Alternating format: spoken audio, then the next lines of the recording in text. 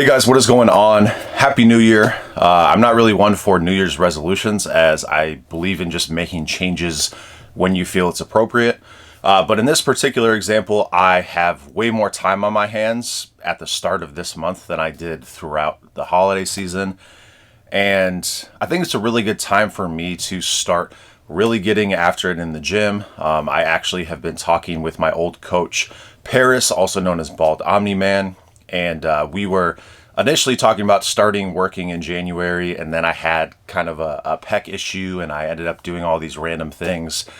And long story short, I'm in talks with him again, and so we should be getting something going here pretty soon. It's not obviously like a January 1st immediate overhaul, but I am planning to get back into coaching with him.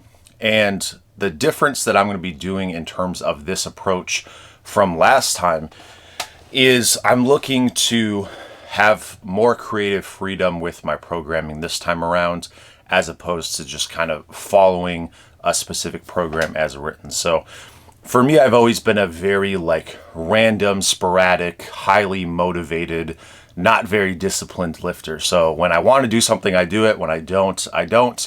And I'm not really good at following structured programs, because I just get really curious with other things and I want to try all these different things. And there's positives and negatives to that. I think the positives are you try a whole bunch of different things and you find certain things that work for you. You're essentially just throwing a whole bunch of things at the wall and seeing what sticks.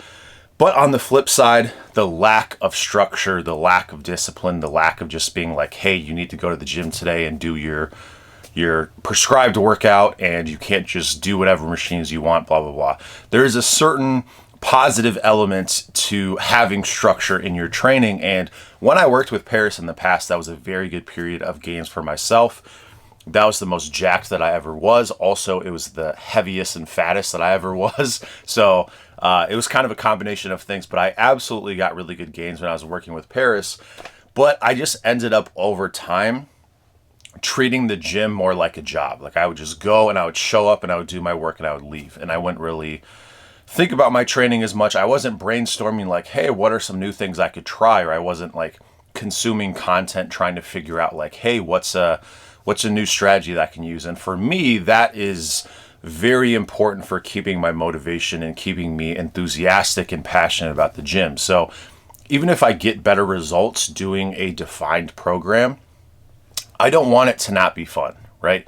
And so I know that Paris has worked with other athletes in the past where they have a little bit more of a loose structure, and I've talked back and forth with him a bit here, and it seems like he's going to be able to work something out in that regard. So I'm really excited about that. Paris is a phenomenal coach. I had a great time working with him. We made a lot of gains. He just increasingly over time gets better and better. He's a very jacked and strong individual himself, so I really respect the things that he says, and we have very similar ways of thinking in a lot of things. And so if we have two things that are potentially conflicting, we can kind of be like, hey, this is why I think I should be doing this or whatever. And it's always worked out really good with Paris, and he's been awesome in the past. So I have a lot of optimism that we can get something really good working over this next year. And I think 2025 is going to be a amazing year for me in terms of gains, and it's just really going to get me back on track relative to what I've kind of been doing over the past year and a half, 2 years or so. And as far as my training over these last couple years, a lot of people kind of check in on me because I used to post a lot of content. I used to post my lifts on Instagram. I used to consistently hit PRs and everything like that. And I was really into logging my progress. And it's not that I haven't had progress in any way over these last couple years. It's just been very isolated, right? It's okay, my arms are getting bigger, my tricep isolations are going up, my dumbbell flies are going up, just random things like that I've been prioritizing. Just a very bodybuilding, specific way of training, and really focusing on only a few muscle groups. And just in general, I've been spending way less time in the gym. And I talked about in my last video, low volume versus high volume and all that stuff. But I have made progress over these years. It just hasn't been holistic for my whole body. And so I'm still at a point now where my back needs to be brought up, which is a major reason I'm working with Paris also, because he got my back training to a level that I have never gotten it to before, and I've never been able to replicate since. And he has a great back himself. And, I know that's an area that I really need to work on, both in terms of it's just a weak point in my physique, but it's also just the area that I have not given enough time and attention to, and I have the least amount of expertise on. And so that's an area that I really need to bring up. My legs, I actually have extremely, extremely good leg genetics, and my legs grow easier than any body part. Maybe my shoulders are like the only body part that grows easier than my legs, but literally every part of my legs, hamstrings, quads, glutes, calves, they all respond well, and they have for years. It's just not an area that I've prioritized very much, and so I kind of need to get consistent with it to bring that up. And obviously your legs and your back, but especially your legs, are the biggest muscle groups in your body. So me currently right now, I'm 243, and I'm not super fat or anything at 243, but I feel like I've been leaner at this body weight in the past. Now, obviously there's a lot of leg mass that I need to bring back up. And I've obviously built muscle mass in my arms and chest and areas like that over the past couple of years, but I just really need to start grinding again. I really need to be consistent again. And I have so much more time now than I have in the past, just due to the nature of my job. I'm going to have a pretty slow few months of work here. And I really just want to get after it, both in the gym, and then I also want to start making more content and going through that process. So I will be talking about, what I have going on in terms of my programming, in terms of the freedom that I have in terms of potentially doing, for example, let's say I get a free day where I can do whatever arm training I want or something like that. I will be going over that stuff for sure. And I just really need to start filming my workouts again and get consistent with that. I need to start filming in front of this camera and everything like that. But a goal that I have, I'm not expecting to hit it this year, but I do think it is possible. A goal that I do have is a 500-pound bench. I think a lot of people may think that's a very long-term goal, but I really don't see it that way. I see it as something that I've been building towards over the past few years, and I think I've made a lot of progress in terms of building the prime movers. So for reference, I hit 405 in December of 2021. So that was over 3 years ago. And then I hit 415 in April, and I had COVID during that time too. So I was kind of shooting for 425 at that time. But I've put on a lot of size to my triceps over that time. That was even before I started working with Paris. So I had the whole year that I worked with Paris. Then I had all the extra bodybuilding work I did after that. So a lot of tricep size, a lot of arm size in general has been built. I've grown my pecs. My shoulders are definitely my easiest to grow body part when it comes to the upper body. And this is something that I think Paris is going to help me. I need to learn how to do leg drive. I've just never been able to get it to work out. I also don't have much of an arch. I also bench with a relatively closed grip. So all these things in terms of my form, I think could easily add a significant portion of weight to my bench. And then we add that on to the fact that I've been building mass over the past few years.